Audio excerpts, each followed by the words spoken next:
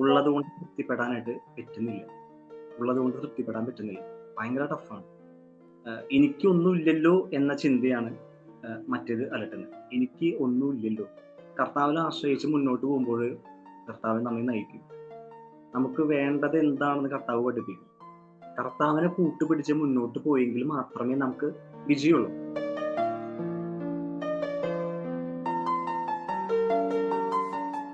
ഞാൻ നന്മമരത്തിൽ വന്നിട്ട് സെഷൻ എടുക്കണമെന്നും മടിച്ച് നിൽക്കുമായിരുന്നു. അങ്ങനെയാണ് ഞാൻ എടുത്തത്. അപ്പോൾ നിങ്ങൾ വലിയ സെറ്റപ്പ് ആണെങ്കിൽ വിചാരിക്കരുത്. യെസ്. അപ്പോൾ പ്രത്യാശയാണ് പറയാൻ ആഗ്രഹിക്കുന്നതെങ്കിൽ നമുക്കില്ലാത്തൊരു സംഭവം പ്രത്യാശയാണ്. നമുക്ക് മീൻസ് ഇപ്പം ഈ ജീവിതത്തിൽ നമ്മൾ ജീവിക്കുമ്പോൾ യൂത്താണ്. ഞാനിപ്പോൾ കുറച്ച് യൂത്തിൻ്റെ അടുത്ത് നിന്ന് സംസാരിക്കുമ്പോൾ എനിക്ക് മനസ്സിലാവുന്ന ഒരു കാര്യം, പ്രത്യാശ വളരെ കുറവാണ് നമുക്ക്. നമ്മൾ മറ്റുള്ളവരിലേക്ക് നല്ല രീതിയിൽ നോക്കുന്നുണ്ട്, മറ്റുള്ളവരെ നോക്കി കാണുന്നുണ്ട്, മറ്റുള്ളവർക്ക് നോക്കി അവന് ഇന്നത് കിട്ടി, അവൾക്ക് ഇന്നത് കിട്ടി. മറ്റുള്ളവരെയാണ് ശരിക്കും നമ്മൾ മെയിനായിട്ട് ഫോക്കസ് ചെയ്യുന്നത്. ഉള്ളത് കൊണ്ട് തൃപ്തിപ്പെടാനായിട്ട് പറ്റുന്നില്ല. ഉള്ളത് കൊണ്ട് തൃപ്തിപ്പെടാൻ പറ്റുന്നില്ല. ഭയങ്കര ടഫാണ്. ഒരു അസൂയ എന്ന് വേണമെങ്കിൽ ഒരു സൈഡിലൂടെ വേണമെങ്കിൽ പറയാം. ഇനി അത് മാത്രമല്ല, എനിക്കൊന്നുമില്ലല്ലോ എന്ന ചിന്തയാണ് മറ്റേത് അലട്ടുന്നത്. എനിക്ക് ഒന്നുമില്ലല്ലോ. മറ്റുള്ള ഒരു കമ്പാരിസന്റെ ഒരു സംഭവം. പക്ഷെ നമ്മൾ കർത്താവിനെ ആശ്രയിച്ച് മുന്നോട്ട് പോകുമ്പോൾ കർത്താവ് നമ്മെ നയിക്കും. നമുക്ക് വേണ്ടത് എന്താണെന്ന് കർത്താവ് പഠിപ്പിക്കും. കർത്താവ് ആഗ്രഹിക്കുന്ന ഒരു കാര്യം ദൈവ പരിപാലന എന്നുള്ള സംഭവമുണ്ട്. കർത്താവ് ദൈവ പരിപാലന പഠിപ്പിക്കും. നമുക്ക് നമ്മുടെ ജീവിതങ്ങളിലെ ചില സഹനങ്ങളിലൂടെ കർത്താവ് നമ്മളിങ്ങനെ കൊണ്ടുപോകും. അതായത് കർത്താവ് ഇങ്ങനെ പറഞ്ഞു, യുവാവ് തന്റെ മാർഗം അറിയാനായിട്ട് കർത്താവ് ആഗ്രഹിക്കുന്നുണ്ട്.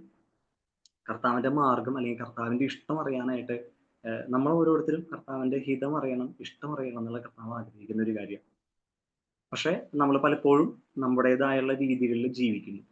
ഈശോ ഇങ്ങനെ ആഗ്രഹിക്കുന്ന ഒരു കാര്യം, എൻ്റെ കൂടെ എൻ്റെ മക്കൾ എപ്പോഴും ആയിരിക്കണം, എന്നോട് ഇങ്ങനെ സംസാരിക്കണം, എൻ്റെ കൂടെ ആയിരിക്കണം, എൻ്റെ സ്നേഹത്തിൽ അവരായിരിക്കണം എന്നുള്ളത്. കർത്താവ് ഈശോ നമുക്ക് വേണ്ടി പീഡകൾ സഹിച്ച് മരിച്ചു.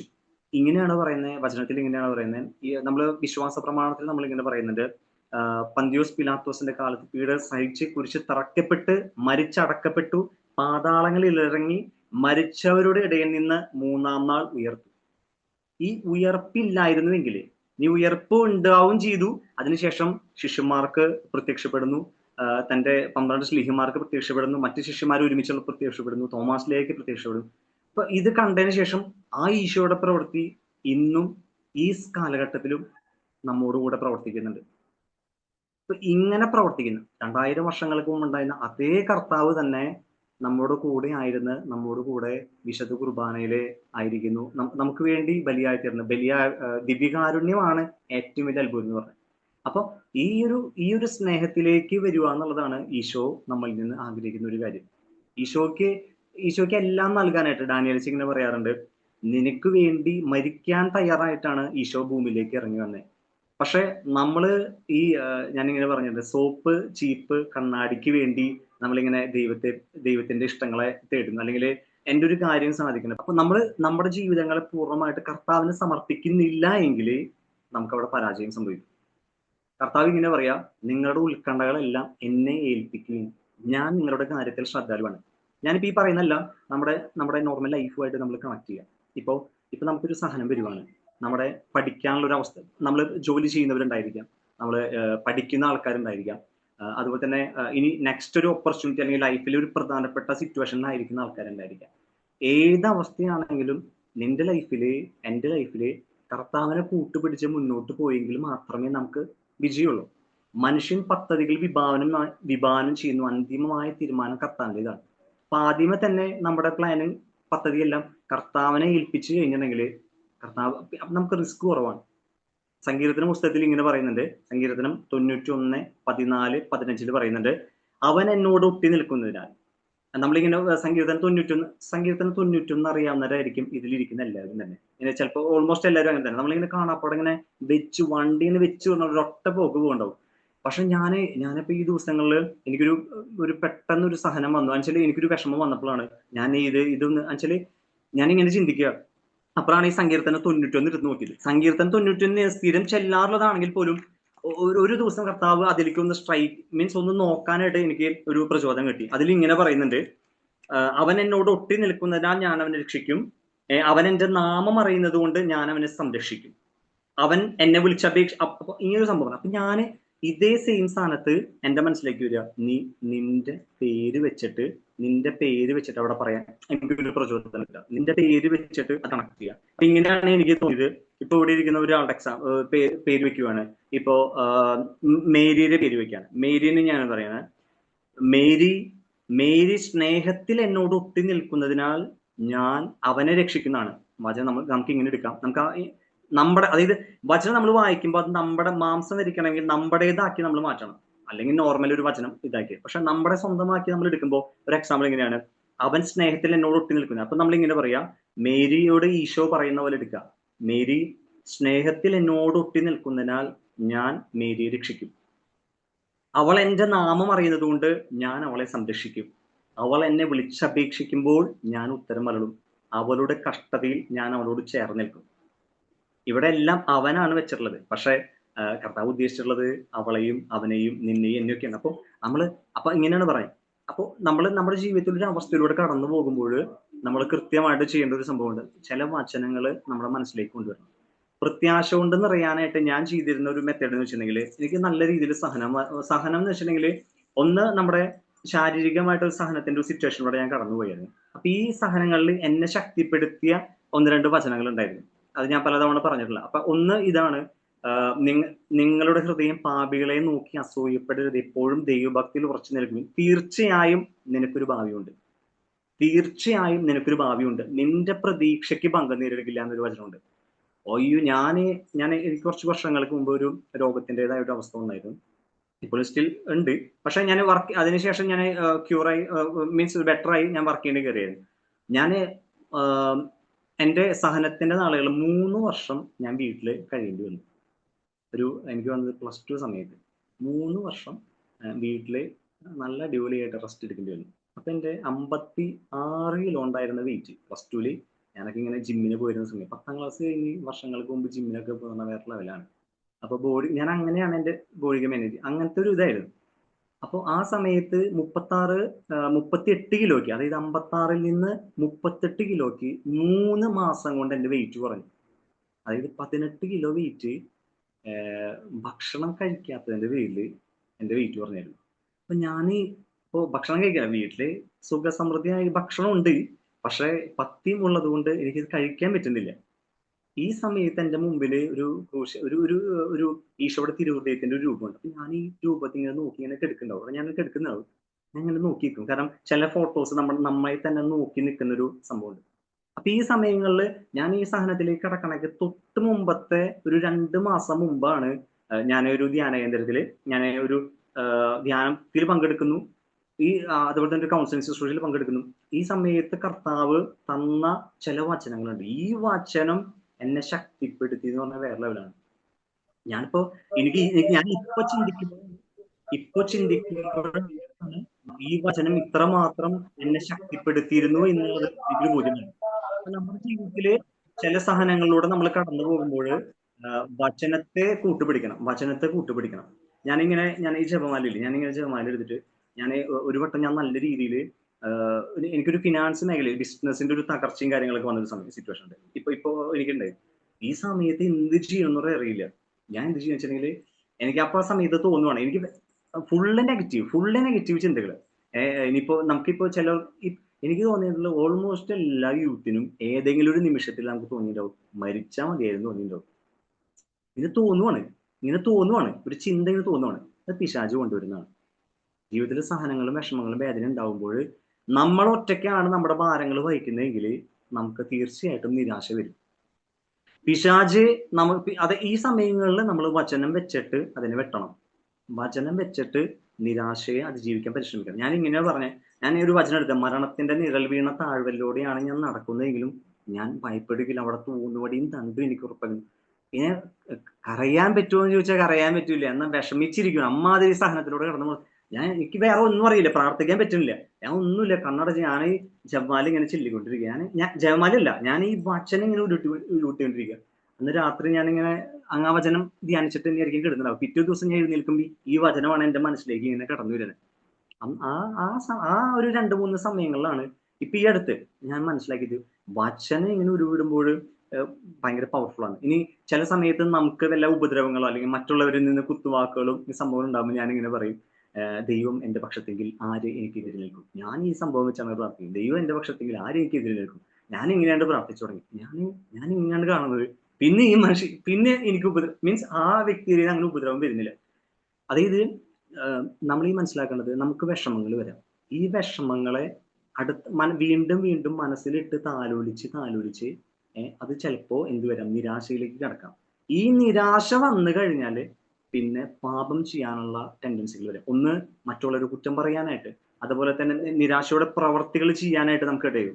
പിന്നെ ഫുള്ള് നെഗറ്റീവാണ്. ചിലർ പറയും എനിക്ക് മൂഡ് സ്വിങ്സ് ആണെന്ന് പറയുന്നത് പിള്ളേര്. ചിലർ പറയുന്നുണ്ട് ഫുള്ള് ഡെസ്പാണ്, കഴിഞ്ഞു, എല്ലാം കഴിഞ്ഞു. ചില പിള്ളേര് പറയുന്നുണ്ട് ഇനി രക്ഷകളാ, കാരണം എന്റെ ജീവിതമൊക്കെ പോയി. പക്ഷെ ഇങ്ങനെ പറയുമ്പോൾ വിഷമിക്കുന്ന ഒരു കർത്താവുണ്ട്. ഇങ്ങനെ പറയുമ്പോൾ വിഷമിക്കുന്ന ഒരു കർത്താവുണ്ട്. ഞാൻ നമ്മുടെ ഫൗസ്റ്റീനാമയുടെ ഡയറി വായിച്ച സമയത്ത് 652 ഖണ്ഡികയിൽ ഇങ്ങനെ പറയുന്നുണ്ട്, ഞാൻ നിരന്തരം ശ്രദ്ധിക്കുകയും അതുപോലെ നിരന്തരം ധ്യാനിക്കുകയും ചെയ്യുന്ന ഒരു വാക്ക് എന്ന് പറഞ്ഞാല് ദൈവത്തിരുഹിതമാണ്. വിശുദ്ധ ഫൗസ്റ്റീനാമയുടെ ഡയറിയിൽ 652 പറയാം, ഞാൻ ദിവസവും ധ്യാനിക്കുകയും പ്രാർത്ഥിക്കുകയും ചെയ്യുന്ന, അല്ലെങ്കിൽ ധ്യാനിക്കുന്ന ഒരു വാക്ക് തിരുഹിതം എന്നാണ്. ഈ തിരുഹിതത്തെ കുറിച്ചിട്ട് ഞാനൊരു ദിവസം ഇങ്ങനെ സംസാരിച്ചുകൊണ്ട് ഈ സമയത്ത് പെട്ടെന്ന് തന്നെ മനസ്സിലാക്കി വരിക, തിരുഹിതത്തിനെ പൂർണ്ണമായിട്ട് സറണ്ടർ ചെയ്യണമെങ്കിൽ നീ ആദ്യം വിശ്വസിക്കണം. ഞാൻ ആദ്യം വിശ്വസിക്കണം. ആര്? എനിക്ക് എൻ്റെ എല്ലാ കാര്യവും അറിയുന്ന, എന്നെ സഹായിക്കാൻ മനസ്സുള്ള, എന്നെ ശക്തിപ്പെടുത്താൻ ഒരു വിഷമത്തിൽ വേദനയുടെ കൂടെയുള്ള ഒരു കർത്താവ് ഉണ്ട് എന്നുള്ളത് വിശ്വസിക്കാൻ എനിക്ക് പറ്റണം. ദൈവത്തിരുഹിതമാണ് നീ നോക്കുന്നതെങ്കിൽ നീ ഫസ്റ്റ് വിശ്വസിക്കണം. രണ്ടാമത്തെ നീ ചെയ്യേണ്ടത്, നീ പ്രത്യാശിക്കണം. നിന്നെ സഹായിക്കാൻ കഴിവുള്ള, നിന്നോട് കൂടെയുള്ളൊരു ദൈവം നിന്നെ സഹായിക്കാൻ, നിനക്ക് വേണ്ടി ഇറങ്ങി വരുമെന്നും നിന്റെ കരം പിടിക്കുമെന്നും നിന്നെ ശക്തിപ്പെടുത്തുമെന്നും നിന്നെ ഈ അവസ്ഥയിൽ വിടുവിക്കും. നീ പ്രത്യാശിക്കണം. പ്രത്യാശ നമ്മെ നിരാശരാക്കുന്നില്ല. ഇങ്ങനെ പ്രത്യാശിക്കുമ്പോൾ ഇങ്ങനെ പ്രത്യാശിക്കാൻ നമ്മൾ തുടങ്ങണം. പക്ഷെ പിശാചിന്റെ സൈഡിൽ നിന്ന് ഒരു ചില ചിന്തകൾ കൊണ്ടുവരും. കാര്യം, നീ രക്ഷപ്പെടില്ല, നിനക്ക് രക്ഷയില്ല, നീ നശിക്കും, നീ ഇങ്ങനെ ഫുള്ള് ഫ്ലോപ്പാണ്, നിനക്ക് എന്നും പരാജയമില്ല, നിന്നെ ദൈവം പോലും മറന്നു. ഈ ചിന്തകൾ പിശാച് കുത്തി നിറയ്ക്കുമ്പോൾ അവിടെയാണ് ഈശോ പോലും വചനം കൊണ്ട് പിശാചിനെ ആട്ടി ഓടിക്കുന്നുണ്ട്. പിശാച് ആത്മാവ് ഈശോയെ മരുഭൂമിയിലേക്ക് നയിച്ച് കൊണ്ടുപോകുന്ന സമയത്ത്, പരീക്ഷിക്കാനായിട്ട് വിധേയമാക്കപ്പെടുന്ന സമയത്ത് പിശാചിന് വചനം പറയാം. പിശാച് വചനം പറയുന്ന സമയത്ത് ഈശോ വചനം പറഞ്ഞ് പിശാചിനെ ആട്ടി ഓടിക്കുന്നുണ്ട്. അപ്പൊ ഈ വചനങ്ങൾ നമ്മൾ എടുത്ത് ഉപയോഗിക്കാം. നിരാശ വരുമ്പോൾ വചനം കൊണ്ട് പിശാചിനെ തോൽപ്പിക്കണം. പിശാച് നല്ല രീതിയിൽ നമുക്ക് കുത്തും. നിന്നെ ആരും മനസ്സിലാക്കുന്നില്ല, നീ ഒറ്റയ്ക്കാണ്, നിന്നെ ദൈവം പോലും മറന്നു, ഇതാണോ നിന്റെ ജീവിതം, ഇങ്ങനെയാണോ ദൈവം സൃഷ്ടിക്കുന്നത്, ഇങ്ങനത്തെ. ഞാൻ ഇതെല്ലാം പറയുന്നത് ക്ലോസ് ആയിട്ടാണ്. മീൻസ് ഇത് ലൈഫിൽ ഓരോരുത്തരും ജീവിതത്തിൽ ചില സിറ്റുവേഷനിൽ ഉണ്ടായിക്കൊണ്ടിരിക്കുന്ന സംഭവമാണ്. ഞാൻ പറയുന്ന വലിയ സംഭവങ്ങളൊന്നുമല്ല, ലിറ്ററലി ഇത് ഉണ്ടായിക്കൊണ്ടിരിക്കുന്ന സംഭവമാണ്. ഈ സമയത്ത് കർത്താവിന്റെ വചനത്തിൽ പ്രത്യാശ വെച്ച് മുന്നേറണം. ഇത് പ്രാക്ടീസ് ചെയ്യണം. വചനം ഏറ്റുപറഞ്ഞ് പ്രാക്ടീസ് ചെയ്യണം. പിശാചിന്റെ ഇത്തരത്തിലുള്ള ചിന്തകൾ നമ്മൾ വെട്ടണം. ഞാൻ ഇങ്ങനെ മനസ്സിലായി, ഞാൻ മുമ്പ് പലതവണ പറഞ്ഞു, അതായത് നിരാശയോടുകൂടിയുള്ള പ്രവർത്തികളുണ്ട്, നിരാശയോടുകൂടിയുള്ള സംസാരങ്ങളുണ്ട്. നിരാശ നീ നിന്റെ ഹൃദയത്തിൽ ചിന്തിക്കുന്നോ അത് ഈശോയെ വേദനിപ്പിക്കുന്നുണ്ട്. കാരണം നിരാശ, ദാറ്റ് മീൻസ് ദൈവത്തിലുള്ള വിശ്വാസമില്ലായ്മയാണ്, ദൈവത്തിലുള്ള പ്രത്യാശ ഇല്ലായ്മയാണ്, ദൈവത്തെ പൂർണ്ണമായിട്ട് മനസ്സിലാക്കാതെ ദൈവത്തെ സ്നേഹിക്കാത്ത അവസ്ഥയാണ്. അപ്പോ നമ്മളിങ്ങനെ നിരാശയോടുകൂടി ആയിരിക്കുമ്പോൾ അതിൽ വിഷമിക്കുന്നത് ആരാ? കർത്താവാണ്. ഈശോ വിഷമിക്കുക, ഞാൻ നിനക്ക് വേണ്ടി ഈ ഭൂമിയിലേക്ക് വന്നിട്ട്, ഞാൻ നിനക്ക് വേണ്ടി എൻ്റെ ജീവൻ തന്നിട്ട്, ഞാൻ നിനക്ക് വേണ്ടി വിശുദ്ധ കുർബാനയാവാൻ തക്ക വിധത്തിൽ എൻ്റെ ജീവിതം തന്നെ ഹോമിച്ചിട്ട്, നീ എന്നിൽ ആശ്രയിക്കാതെ, എന്നെ സ്നേഹിക്കാതെ, നീ നിന്റെ വിഷമങ്ങൾ നിന്റെ മാത്രമാക്കി കഴിയുമ്പോൾ അതാണ് ഈശോയ്ക്ക് ഏറ്റവും വലിയ വിഷമം. നിന്റെ മാത്രം പ്രശ്നമാക്കിയിട്ട്, അല്ലെങ്കിൽ നീ നിന്നെ മാത്രം നോക്കുന്നല്ലോ. നിന്റെ കൂടെ അദൃശ്യനായിട്ട് ഫിസിക്കൽ പ്രസൻസിൽ നിന്നോട് കൂടി ആയിരിക്കുന്ന ഒരു ദൈവത്തെ നീ എന്തുകൊണ്ട് മനസ്സിലാക്കുന്നില്ല? നമ്മുടെ ഉള്ളിൽ വസിക്കുന്ന ഈശോ ഉണ്ട്, ദിവ്യകാരുണ്യമായിട്ട് നമ്മുടെ ഉള്ളിൽ വസിക്കുന്ന ഈശോ ഉണ്ട്, പരിശുദ്ധ ത്രിത്വമുണ്ട്. ഇത് മനസ്സിലാക്കാൻ നമുക്ക് പറ്റുന്നില്ല. അത് നമ്മൾ പാപത്തിന്റെ അവസ്ഥയാണെങ്കിൽ നമുക്ക് പ്രത്യാശയിൽ പൂർണ്ണമായിട്ടും നമുക്ക് ഉറച്ചു നിൽക്കാൻ പറ്റില്ല. വിശ്വസിക്കാൻ നമുക്ക് പറ്റാത്തതിൽ പിശാച് നമ്മുടെ കണ്ണുകളെ, ഹൃദയത്തിന്റെ അവസ്ഥകളെ എല്ലാം ഒരു ഒരു ഒരു മൂടിക്കെട്ട് ഉണ്ടാക്കിക്കൊണ്ടിരിക്കുക. ഞാനിപ്പോ കഴിഞ്ഞ ദിവസങ്ങൾ ഇങ്ങനെ സംസാരിക്കുന്ന സമയത്ത് പറയാം, എന്നെ ചേട്ടാ, എന്നെ ദൈവത്തിന് പോലും വേണ്ട, എന്നെ ദൈവം മറന്നു എന്ന് തോന്നുന്നേ, എന്നെ ദൈവം കൈവിടിഞ്ഞു എന്ന് തോന്നണേ, ഇനി ആർക്ക് എന്നെ വേണം, എന്റെ വീട്ടുകാർക്ക് എന്നെ വേണ്ട, നാട്ടുകാർക്ക് എന്നെ വേണ്ട, ദൈവത്തിന് പോലും എന്നെ വേണ്ട, ഞാൻ ഇനി എന്ത് ചെയ്യണം? അവിടെയാണ് അപ്പൊ ഈ തുടക്കത്തിൽ തന്നെ ഈ ചിന്തകൾ ബ്രേക്ക് ചെയ്ത് പോകാൻ നോക്കുക. നമ്മുടെ ലൈഫ് ഇന്നു മുതൽ ശ്രദ്ധിക്കുക. അത് എവിടെയാണോ നമ്മളിങ്ങനെ നോട്ട് ചെയ്യുക, ഏതാണ് നമ്മുടെ പ്രശ്നങ്ങൾ. ഈ പ്രശ്നങ്ങളിൽ പിശാച് എന്തെങ്കിലും തരത്തിലുള്ള ഇഷ്യൂസ് ഒപ്പിക്കുന്നുണ്ടോ, അല്ലെങ്കിൽ തെറ്റായ ബോധ്യങ്ങൾ നമുക്ക് തരുന്നുണ്ടോ, ഇത് നമ്മൾ ചിന്തിക്കണം. ഇങ്ങനെ വരുന്ന തുടക്കത്തിൽ തന്നെ പിശാചിന്റെ ഇത്തരത്തിലുള്ള നുണകള്. പിശാച് നുണയനും നുണയന്റെ പിതാവുമാണ്. ഇങ്ങനെ നിന്നെയും എന്നെയൊക്കെ തകർക്കാനായിട്ട് തളർത്താനായിട്ട് പിശാച് നോക്കുമ്പോൾ എന്തുണ്ടാവണം, നമ്മൾ വീണ് കഴിഞ്ഞാല് പിന്നെ നമ്മള് ഇപ്പൊ ഞാൻ കണ്ടുള്ള സംഭവമാണ്, നമ്മൾ രഹസ്യ പാപങ്ങളിൽ വീണ് പോകുന്ന പല ആളുകളുണ്ട്. ഈ അമിതമായിട്ട് നിരാശയിൽ വീണ് കഴിയുമ്പോൾ, കാരണം നമ്മൾ പൂർണ്ണമായിട്ടും പിന്നെ എനിക്കൊരു ഹോപ്പ് ഇല്ല എന്നുള്ള ദൈവത്തിൽ പൂർണ്ണമായിട്ട് ആശ്രയിക്കാതെ വിട്ട് കളയാണ് ആ പാപത്തിൽ വീണ് പോകുന്ന ആൾക്കാർ. സംസാരം കൊണ്ട് പാപം, ശരീരം കൊണ്ട് പാപങ്ങള്, പ്രവൃത്തി കൊണ്ട് പാപങ്ങൾ, നോട്ടം കൊണ്ട് പാപങ്ങൾ, പിന്നെ തുടങ്ങുവാണ്. കാരണം പിശാചിന് നമ്മളൊരു ഇടം കൊടുക്കുവാണ്. കാരണം നമ്മൾ ആ സമയത്ത് പറയുവാണ് ദൈവം ഇല്ല എന്നുള്ള ഇതാണല്ലോ, അതാണല്ലോ നമുക്ക് പ്രത്യാശ പോലും ഇല്ലാതെ പോകുന്നത്. അപ്പോൾ നമ്മൾ തിരിച്ചറിയണം പിശാച് എവിടെയാണ് കെണി വെക്കണമെന്ന് തിരിച്ചറിയണം. വിഷമങ്ങൾ വരാം, പക്ഷെ ഈ വിഷമങ്ങൾ കർത്താവിനോട് ചേർത്ത് വെക്കണം. അതുകൊണ്ടാണ് കർത്താവ് പറഞ്ഞത് മത്തായിയുടെ സുവിശേഷത്തിൽ ഇങ്ങനെ പറയുന്നുണ്ട്, നിങ്ങൾ നിങ്ങൾ അധ്വാനിക്കുന്നവരും ഭാരം വഹിക്കുന്നവരായി നിങ്ങൾ എല്ലാവരും എൻ്റെ അടുക്കൽ വരും, ഞാൻ നിങ്ങളെ ആശ്വസിപ്പിക്കാം, ഞാൻ നിങ്ങളെ ആശ്വസിപ്പിക്കാം എന്ന് പറയുന്നുണ്ട്. അപ്പൊ കർത്താവ് നമ്മളെ ആശ്വസിപ്പിക്കാൻ റെഡിയാണ്. നമ്മുടെ വിഷമങ്ങൾ കർത്താവിന് കൊടുക്കണം, കർത്താവിന് പ്രത്യാശിക്കണം. അവിടത്തെ ഇങ്ങനെ കർത്താവ് എന്റെ കാര്യത്തിൽ അതായത് ഞാൻ ഇങ്ങനെ മനസ്സിലാക്കുന്നത്, വിഷമം വരുമ്പോൾ ഞാനും നിങ്ങളും ഒറ്റയ്ക്കിരുന്നിട്ടാണ് പലതും സഹിച്ചുകൊണ്ടിരിക്കുന്നത്. ഒരു പ്രത്യാശ ഇല്ലാത്തവനെ പോലെ, ഒരു ഹോപ്പും ഇല്ലാതെ ഇങ്ങനെ മേപ്പോട്ട് നോക്കി നമ്മളിങ്ങനെ ഒറ്റയ്ക്ക് സഹിച്ചുകൊണ്ടിരിക്കുക. പക്ഷെ ഈ സമയത്ത് കർത്താവിനോട് ചോദിക്കാൻ, കർത്താവ് ഞാൻ എന്ത് ചെയ്യണം, കർത്താവ് ഈ അവസ്ഥയുണ്ട്. അത് ഞാൻ ഒരു സഹനം വരുമ്പോഴാണ് കർത്താവിന്റെ ആ ഒരു പരിപാലനം നമുക്ക് കറക്റ്റ് മനസ്സിലാക്കാൻ സാധിക്കുന്നത്. സഹനം ഉണ്ടോ, നിങ്ങൾ കർത്താവിനെ തിരിഞ്ഞ് ആ കർത്താവിലെ പ്രത്യാശയോട് ആശ്രയിക്കാൻ ശരിക്കും ഈ ഒരു അവസ്ഥ നമുക്ക് തരണം ചെയ്യാൻ പറ്റും. കർത്താവ് നമ്മെ ശക്തിപ്പെടുത്തും. അവിടെ നിന്ന് ഇങ്ങനെ പറയുന്നുണ്ട്, ചില ആളുകള് ഇങ്ങനെ ചില ആളുകൾ ഇങ്ങനെ പറയുന്നുണ്ട്, എനിക്ക് മീൻസ് കർത്താവ് ഇങ്ങനെ പറയാം, 1 പത്രോസ് 5-ാം അധ്യായം 6, 7, 8, 9 കർത്താവ് ഇങ്ങനെ പറയുന്നുണ്ട്, ദൈവത്തിന്റെ ശക്തമായ കരത്തിൻ കീഴിൽ നിങ്ങൾ താഴ്മയോടെ നിൽക്കുകയും അവിടുന്ന് തക്ക സമയത്ത് നിങ്ങളെ ഉയർത്തിക്കൊള്ളും. പക്ഷെ നമ്മളിങ്ങനെ ഞാനിപ്പോ ഈ ദിവസങ്ങളിൽ കൗൺസിലിങ്ങുമായി ബന്ധപ്പെട്ട് അല്ലെങ്കിൽ മറ്റു കാര്യങ്ങൾ ഡിസ്കസ് ചെയ്യുന്ന സമയത്ത് ഇങ്ങനെ വിഷമമാണ്, നമുക്ക് ഇങ്ങനെ വിഷമം തള്ളിക്കൊണ്ടിരിക്കുക. ഇനി എന്റെ വിഷമങ്ങളിൽ ഞാൻ ഈ വചനങ്ങളെ നോക്കിക്കൊണ്ടാണ് ഈ വിഷമങ്ങളിൽ പ്രത്യാശ കണ്ടെത്തിയത്. വിഷമങ്ങളിൽ വചനത്തെ നോക്കിക്കൊണ്ട് വചനം ഉരുവിട്ടിട്ടാണ് പ്രത്യാശ കണ്ടെത്തിയത്. അപ്പോ വചനങ്ങൾ ഉരുവിട്ടുകൊണ്ട് പ്രത്യാശയിലായിരിക്കാൻ ശ്രമിക്കുക. ഇത് ലൈഫിൽ നമ്മൾ പ്രാക്ടീസ് ചെയ്യണം. പിശാച് തകർക്കാൻ വേണ്ടി തന്നെ ഇരിക്കുന്നത്. ഇനി നമുക്ക് ഓരോരുത്തർക്കും കർത്താവിന് വേണ്ടി ഇറങ്ങാനായിട്ടുള്ള വിളിയുണ്ട്. നമ്മൾ ഈശോയെ അറിയുന്നതിന്റെ ഒപ്പം തന്നെ ഇപ്പൊ ഈ കൂട്ടായ്മയിലായിരിക്കുന്നവർക്ക് ഈശോയെ അറിയാനായിട്ട് ഇച്ചിരിയെങ്കിലും നമ്മൾ മനസ്സ് കാണിച്ച് കടന്നു വരുന്നത്. എത്രയോ പേര് ഈശോയെ അറിയാതെ നമുക്ക് അവസരം കിട്ടി നമ്മൾ ഉപയോഗിക്കുന്നില്ല. ചിലർക്ക് അവസരം കിട്ടിയിട്ട് മീൻസ് അവരത് ആ ഭാഗത്തേക്ക് നോക്കുന്നില്ല, ചിലർക്ക് അവസരം കിട്ടുന്നില്ല.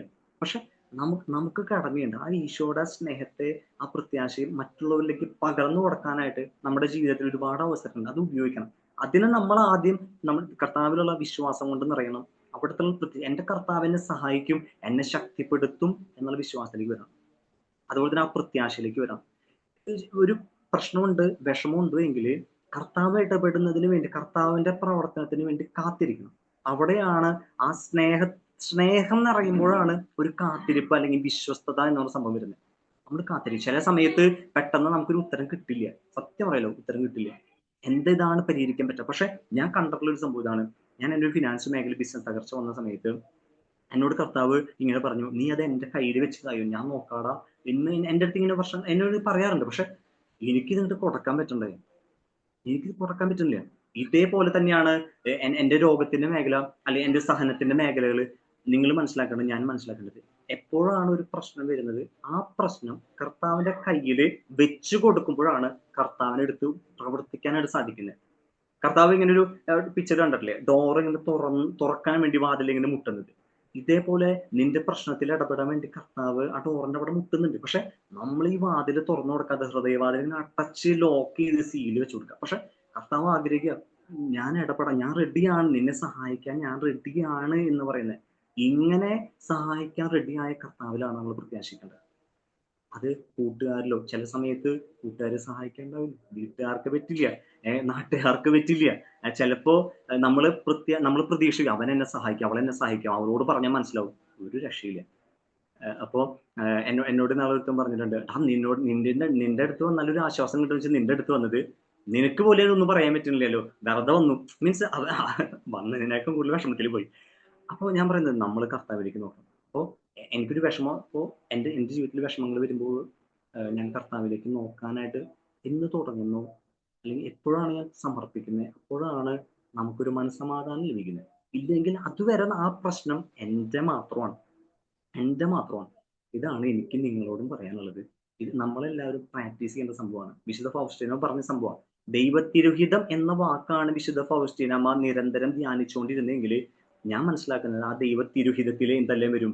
കർത്താവിൽ വിശ്വസിക്കാനും അവിടത്തേക്ക് വേണ്ടി അവിടത്തിൽ പ്രത്യാശിക്കാനും അവിടത്തോട് സ്നേഹത്തിൽ ഒട്ടി നിൽക്കാനും കാത്തിരിക്കാനുള്ള ഒരു ഹൃദയം നമുക്കുണ്ടായിരിക്കും. എനിക്ക് ഉറപ്പ്, ഞാൻ വിശ്വസിക്കുന്നു, നമ്മളെല്ലാവരും വിശ്വസിക്കണമെന്ന് കർത്താവ് ആഗ്രഹിക്കുന്നു. അങ്ങനെ പരിപാലിക്കുന്ന, കാരണം വചനത്തിൽ കർത്താവ് ഇങ്ങനെ പറയുന്നുണ്ട്, നിങ്ങളെ കുറിച്ചുള്ള പദ്ധതി എന്റെ മനസ്സിലുണ്ട്, അത് നിന്റെ നാശത്തിനല്ല ക്ഷേമത്തിനുള്ള പദ്ധതിയാണെന്ന് പറയുന്നുണ്ട്. നീ നടക്കേണ്ട വഴി, ചില സമയത്ത് നമ്മൾ ഫുൾ ബ്ലാങ്ക് ആണ്, എന്താ ചെയ്യണമെന്ന് അറിയില്ല. വചനം പറയാം, നീ നടക്കേണ്ട വഴി എന്താണെന്ന് ഞാൻ നിനക്ക് കാണിച്ചു തരുമെന്ന് പറയാം. എന്നിട്ട് പറയുന്നത് ജെറമ്യായുടെ പുസ്തകത്തിൽ 11:11-14 ഇങ്ങനെ പറയുന്നുണ്ട്, നിന്റെ പുറകിൽ നിന്ന് ഇങ്ങനെയാണ് പറയുന്നത്. ജെറമ്യായുടെ പുസ്തകം ഇങ്ങനെ പറയുന്നത്, നിന്റെ പുറകിൽ നിന്ന് ഒരു സ്വരം ശ്രമിക്കും, ഇതാണ് വഴി, ഇതിലേ പോവുക. അപ്പോൾ നമ്മെക്കുറിച്ച് പദ്ധതികളുള്ള ഒരു ദൈവമുണ്ട്. നമ്മെക്കുറിച്ച് എല്ലാ കാര്യം പ്ലാൻ ചെയ്തൊരു ജീവനുണ്ട്. ഈ സഹനങ്ങൾ ജീവിതത്തിൽ വരുന്ന സമയത്ത് ഒരു കാര്യവും തിരിച്ചറിയണം, എൻ്റെ ജനം എന്നിൽ നിന്ന് വിട്ടകലാൻ വേണ്ടി തിടുക്കം കൂട്ടുന്നു, അതുകൊണ്ട് അവർക്കൊരു നുകം വെച്ചിരിക്കുന്നു, ആരും അത് അവരെ നേരിട്ട് മാറ്റുകയില്ല. അതായത് എൻ്റെ ജനം എന്നിൽ നിന്ന് വിട്ടകലാൻ തിടുക്കം കൂട്ടുന്നു, അതുകൊണ്ട് ആരും അത് അവരെ നേരിട്ട് മാറ്റില്ല. പക്ഷെ നമ്മൾ എന്ത് ചെയ്യണം? കർത്താവിനോട് ചേർന്ന് നിൽക്കുമ്പോൾ മറ്റൊരു വചനമുണ്ട്, ദുരിതങ്ങൾ എനിക്ക് ഉപകാരമായി കർത്താവിന്റെ ചട്ടങ്ങൾ അഭ്യസിക്കാൻ എനിക്കറിയാം.